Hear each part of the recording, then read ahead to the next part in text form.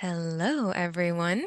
Welcome into today's webinar, Getting Projects Back on Track, Practical Recovery Tools for PMOs and Teams, presented by our Head of Management Solutions here at Educate 360, Brent Nair.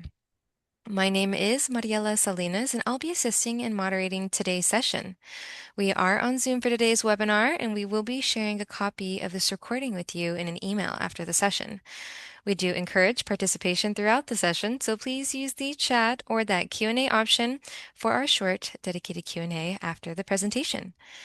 Microsoft and Educate 360 are so excited to present this webinar today. I will now hand it over to you, Brent. Thanks, Mariella, and welcome everyone. Happy Tuesday today, and happy early Thanksgiving. I know that next week is going to be a short week, so hopefully, everyone gets done what they need to. How many of you have your Thanksgiving holiday set as a project? Anyway, let's talk about recovering. Failing, about to be failing, or maybe even failed projects. So today in our webinar, we are going to discuss and talk about spotting the causes behind stalled or failing projects. How to use reliable, of course, no one wants to use unreliable tools and techniques to course correct. And finally, to capture and share lessons learned to prevent or mitigate repeat issues. Um, However, before we get into that, I wanted to do a quick poll. What's your first sign that a project's in trouble? And you can't say the PMO has left to a non-extradition treaty country. That's not acceptable. So what's your first sign that a project's in trouble? If you would, just put it in chat and we'll be glad to see something. Thanks, Mariella. Drop your answers in chat.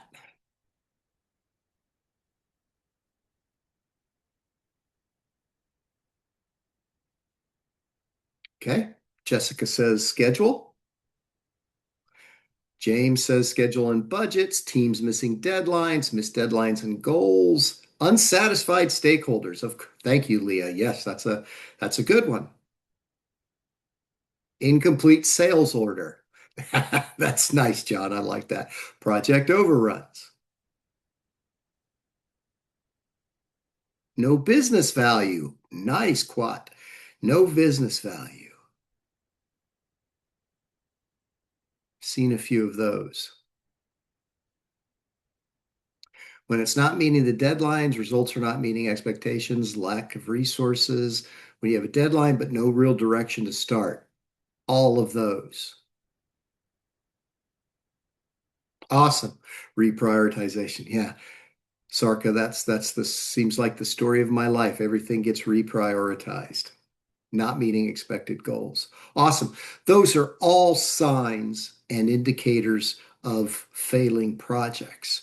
But I'd also like to point out, I'd also like to point out, those are all things that we as a project manager need to make sure that we have before we begin the project. So the one that was up there earlier where it says incomplete sales order, we need to have a complete sales order. When we think about not meeting expected goals, did we have those goals identified? Anyway, let's talk about how we go through. But first, let's think about framing the problem. Projects don't fail overnight. They drift. And what I mean by that is there's signals along the way. In fact, most of you have just pointed out several of them. And you can see those common symptoms that I put in. And of course, there are more that are out there. And so what we want to do, like any good detective, we want to look for clues. We want to figure out, okay, well, why? And one of the things, if someone says, well, this project is off track, how do we know it's off track? How we need to define that off track. Does this mean that we're not meeting goals? Does it mean we're not meeting expectations? If so, were those goals and expectations identified at the beginning of the project? Did we, as the project manager, have clarity around the scope? Were there changes that have been acted on that were never approved? Were there expenses that came up that were unaccounted for or unexpected, i.e., risks? But we want to look at what does off track really mean and define that. Because when we do that, we're able to take a look at root cause versus surface symptom. How many of you have had, I'll just say, I've had a little, got a little pain in my tooth and just kept ignoring it, thought maybe I just bit down on something hard, ended up being a root canal. Could have been adjusted earlier. Yeah, Leanne says risks start adding up. Exactly. Thank you, Leanne. We want to look at those symptoms. We want to look at determining, are they symptoms or are they root causes? One of the best ways to do a root cause, and this is some practical tool, is to do the 5 whys. Use the fishbone diagram or Ishikawa diagram. Get to that root cause. Go through that with the team and your other key stakeholders. Make sure you include your sponsor. Review your governance, your culture, and what I like to call decision latency.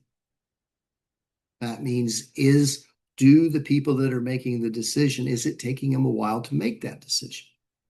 Leanne mentioned change control board activity.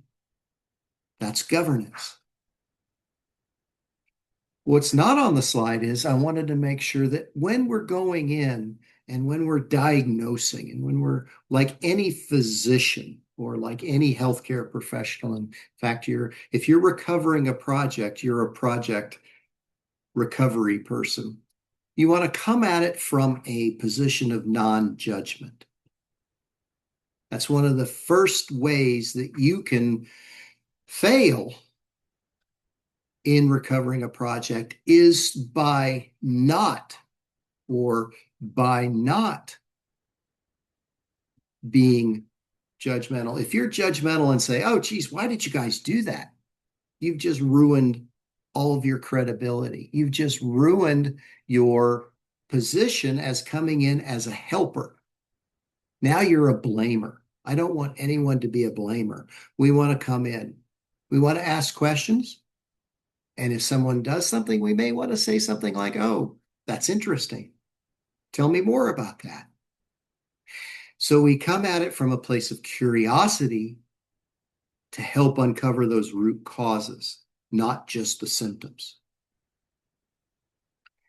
Once we look at the root causes, once we find the root causes, we want to make sure that we stabilize before we begin recovery. In other words, the ABCs, airway, breath, and circulation. So first aid triage is make sure they're breathing. If they're bleeding, make sure we stop the bleeding and then help the circulation, improve that. So it's the same thing for a project. Figure out what are the facts, don't blame, and focus on solutions. So figure out, where is it? Which one do I want to tackle first? Stop the bleeding and make sure they're breathing. And as we go through that, we might uncover something else. We might think that the issue was bleeding when it wasn't. It might be something else. We might think it was the fact that the schedule was behind, when in reality it was I don't want to say inaccurate It was a scope that wasn't well defined. And so stabilize before your recovery. As we go into building our recovery toolkit and thinking about what it is that we're going to do, we want to make sure that we start with a new baseline. Our old baselines have been thrown out. So our schedule's no longer accurate. Our scope is no longer accurate. And more than likely, our costs are no longer accurate.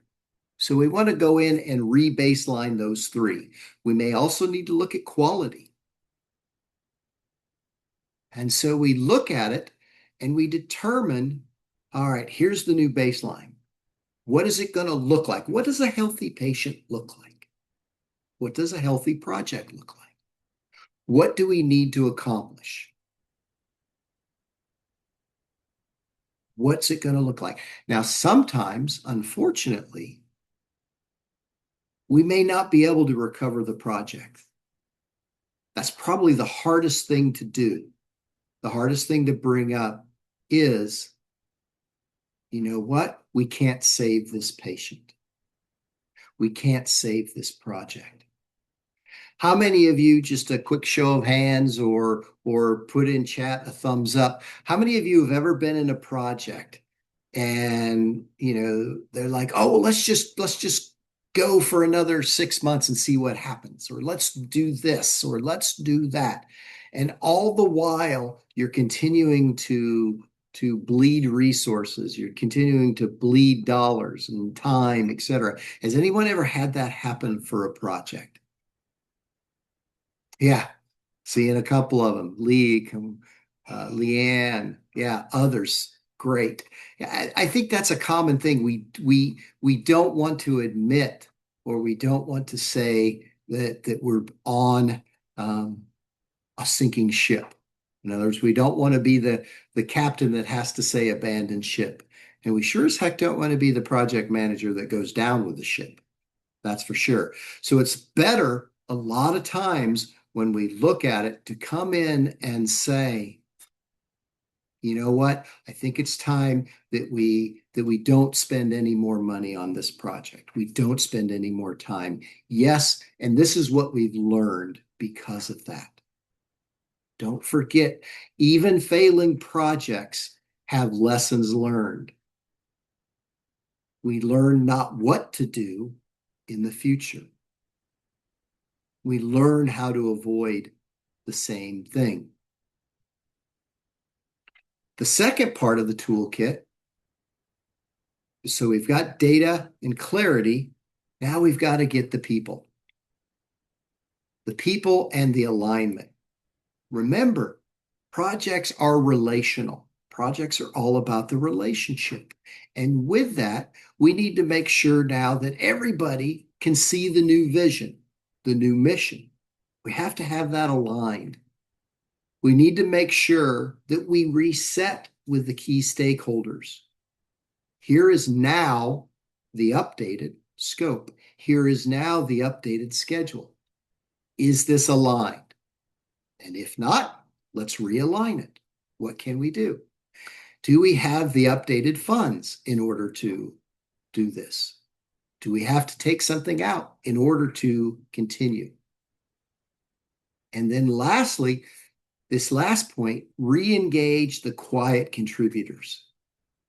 There's always folks in the project, involved in the project, tangential to the project, that are quiet, and maybe the unassuming ones. They're the ones that we need to engage and re-engage. Let them know, hey, you know what? Yes, this project was failing. Here's what we're doing to bring it on course. How is this meeting your needs? How can we get you more involved if we need to, if we want to? Use a tool such as the SEAM, the stakeholder engagement assessment matrix. Update your stakeholder registers. Make sure that we have everyone aligned.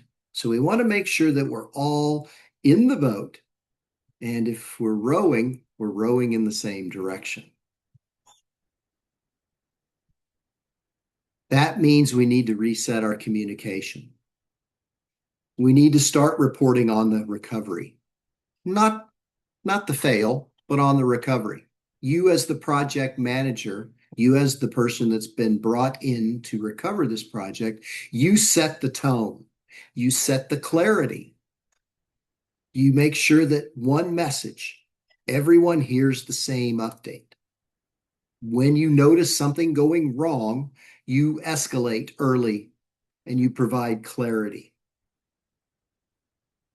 You are now the person that is the authority. You own that recovery process. And that recovery process is about communicating. Here's what we're doing. Yes, I know we didn't do that in the past. We are doing it now. Or, yes, I know you tried it before and it didn't work. We're doing it now. There's always what do we call the armchair quarterback, someone that's in the background that said, "I told you so. This never worked."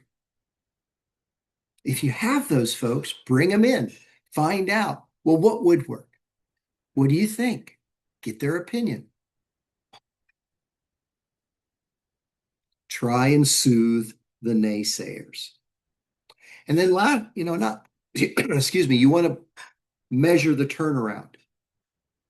Measure your successes, measure your failures. Make sure that you have increments of reporting. Set some short-term wins. We did this. We did that. Track predictability, not perfection. Nobody's perfect. None of us are. I'm not. Reassess the stakeholder sentiment. Hey, are you getting what you need? Are we missing anything? What else would you like to see? Provide that visibility, because the more people see what's happening, the more people see the change, the more people hear about it, the more that drives confidence. Hey, we can get this done. We can do this. So communicate and measure. And then always capture your lessons learned. Always figure out what went well, what didn't go well.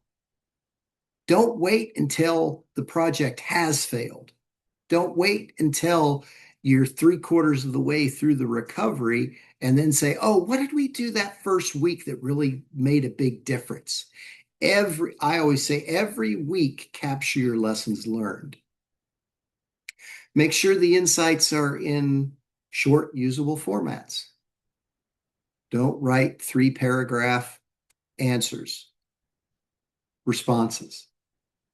Use that feedback loop. Recover, reflect, refine, and share. It's a little different than the plan, do, check act, but it's the same process. We recover, we reflect, we refine, and we share.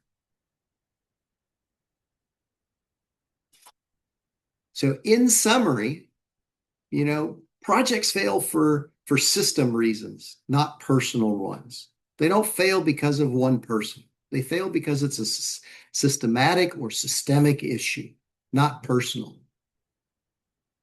The best recoveries are quiet because they work. We don't need to be out there tooting our own horn necessarily. We need to be out there quietly working on the recovery. We diagnose, we stabilize, we align, we recover, and we learn. That's the process that we go through. That's the process that if you want to recover a failed project, that's your beginning, diagnose, and your end, learn. So the next time you get called in to recover a failing project, or even if it's your first time recovering a failing project, you have a framework from which to begin. not just shooting from the hip or pulling it out of your back pocket.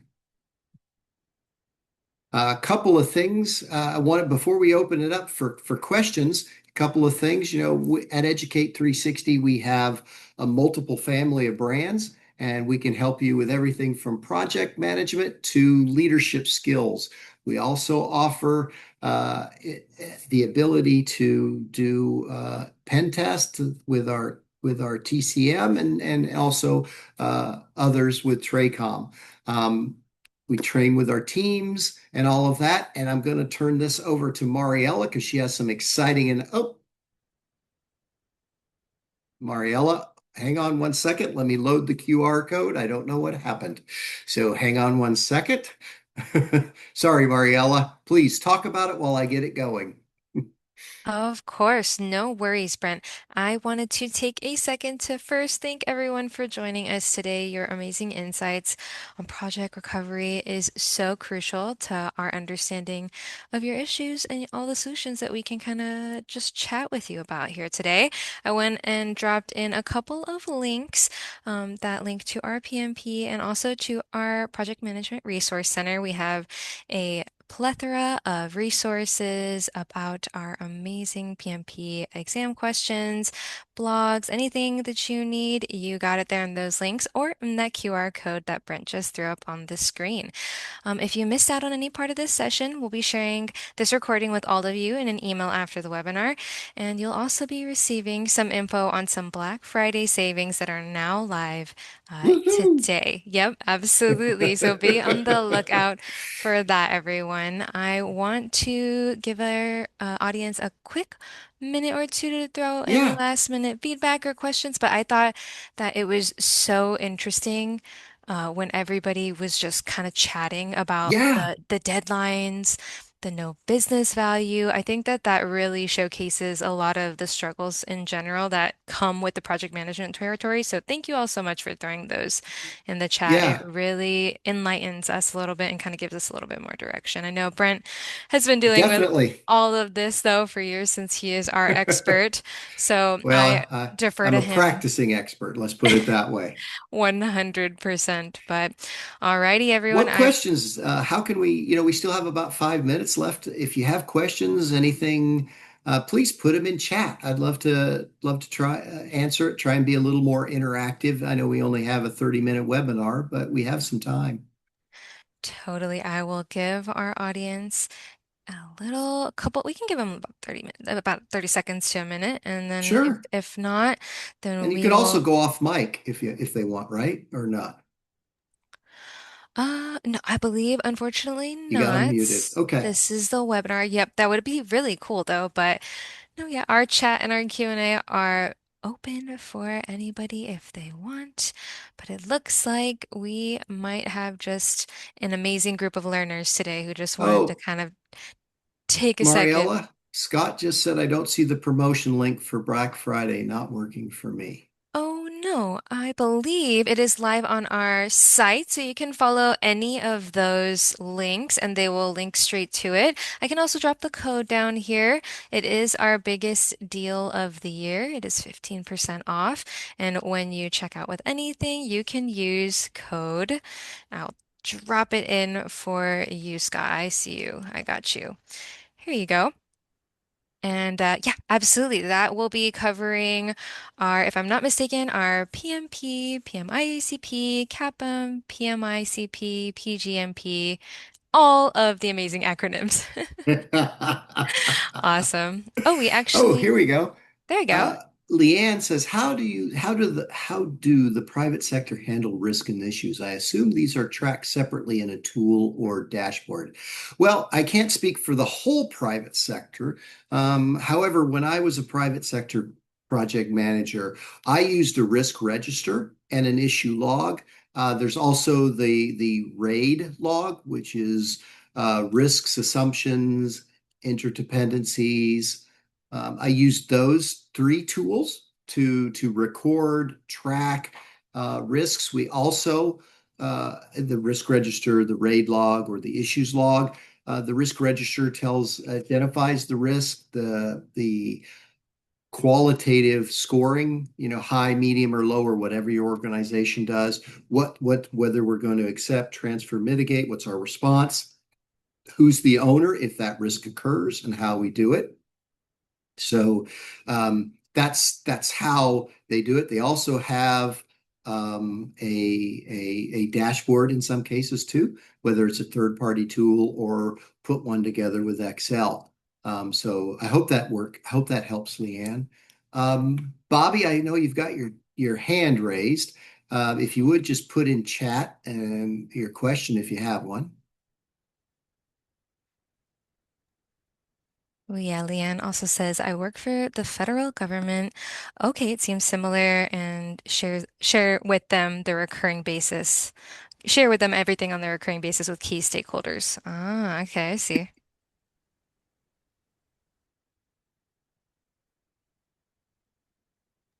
Excellent. We got a message about having a happy Thanksgiving and a happy holiday. So Yes. thank you so much. Shout Thank you, out. Sarka. The absolute best. I think that, we can give him another 30 Sure. seconds just so that we make sure we're covering any last minute questions or concerns.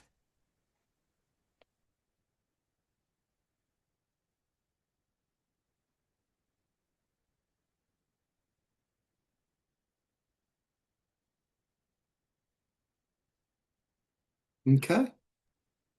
Well, thank you all for attending the webinar, and I wish you all a happy Thanksgiving or overall a happy holiday season. Likewise. Thank you so much for all of your insights today, Brent. And thank Thank you you. to our amazing audience who joined in, ready to learn, ready to stop projects from absolutely going off the rails because I know that happens. Alrighty. Well, again, if you miss out on any part of the session, we'll follow up in an email and you'll get that code in your email as well if you want to take a peek at PMA's uh, solutions. But other than that, I'll leave it here. We will give you back these 2 minutes. Thanks again, and we'll see you all very soon, hopefully in the classroom. Bye for now. Bye. Thanks, Mariella.